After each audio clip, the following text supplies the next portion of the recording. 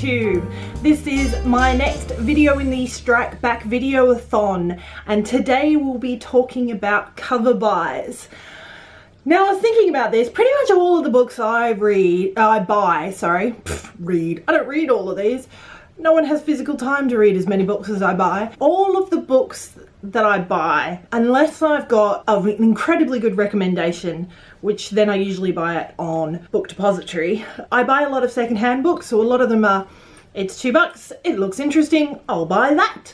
So I've got a lot of cover buys, but I'm taking this in the idea that the cover is just so pretty. I have a couple of examples that aren't, but the cover is just so pretty, I have to have it. In that theme, my very first one that I'm going to show you is, and I've talked about this before, The Illuminae Files by Amy Kaufman and Jay Kristoff.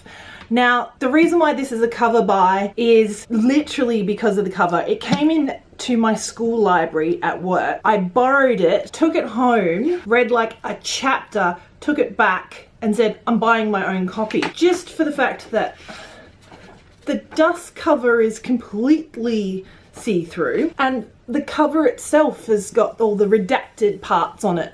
There's something about this, it's a bit House of Leaves-y, it's a bit conspiracy theory, which I love laughing at those. It was something that I just had to have in my own library, so I went, yeah, no, I'm not reading the library copy, I'm just gonna buy my own. I know I'm going to want this book. The next cover buy I have is the Howl's Moving Castle. Now I have all of the books in this series. I've read 1 and 2. I had to get this one because of the purple. Anything that's purple, I'm gonna buy it. The purple through to the green, they've all got a very similar, with the title taking up most of the page, but it's just so pretty, and the spines look very pretty as well, sitting next to each other, with the curly writing on Diana Winnie Jones's name as well. This next one is one of my most recent buys, and anything that's slightly different about a cover will attract me instantly. And I saw this one, and it's made like a journal that you open. And this is called My Side the Diamond by Sally Gardner. They came to Earth to find love. I read the synopsis for this one. It doesn't matter how many times I tell it, I've never been believed. Jasmine has been shunned ever since her best friend Becky disappeared, but Becky didn't just disappear. She jumped off a tall building and seemingly never reached the ground. It was as if she simply vanished into thin air. Did Jasmine have something to do with her disappearance, or was it more to do with Icarus, so beguiling and strange? Or was it more to do with Icarus, so beguiling and strangely ever youthful, with whom Becky became suddenly besotted? Not quite my normal sort of read, but I was just taken by the cover with the diamond building type thing and then falling down, and anything that's got a bit of a gimmick is pretty good for me. I have shown this one before, but it totally was a cover buy because I actually own a copy of this one already, and that was The City of Bones, but the first book in the Mortal Instruments series by Cassandra Clare. I'm sure pretty much most of the people out there are familiar with this one, but I picked it up and went, oh, it feels nice and it's all embossed and things. And then we have the inner leaves, which are just so beautiful. So definitely a cover buy. This was a completely random pickup of mine. I saw this and went, yep, I don't really care what it's about, I want it.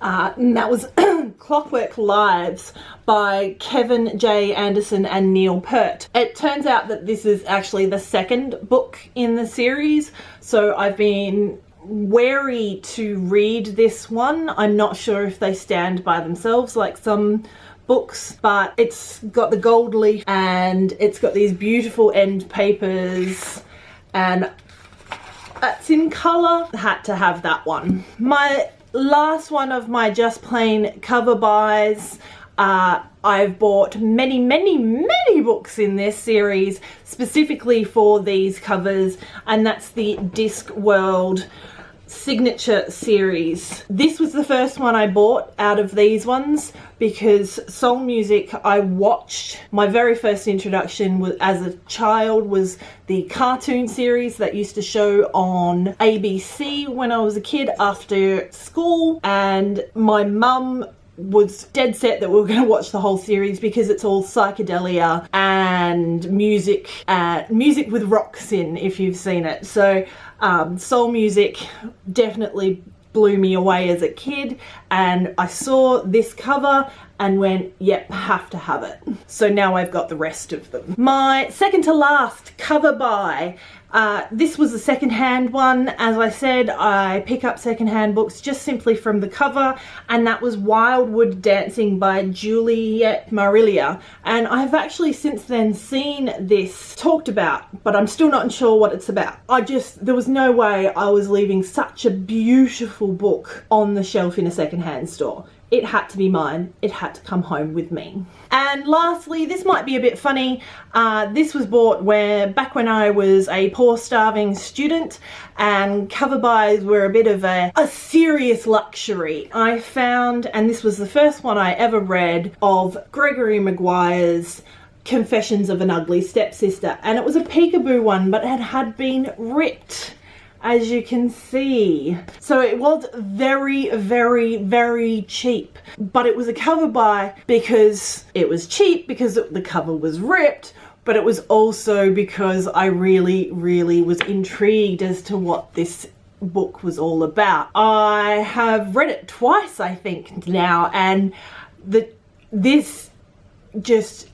think this might have been the first retelling of a fairy tale that I read, because it was at least 15 years ago. Amazing. I loved it. I loved the twists and turns in it. I have read so much Gregory Maguire since. One of my all-time favorite retellers of fairy tales. So thank you very much for watching this video. Remember to support your small booktubers with the Strike Back Videoathon, and happy reading.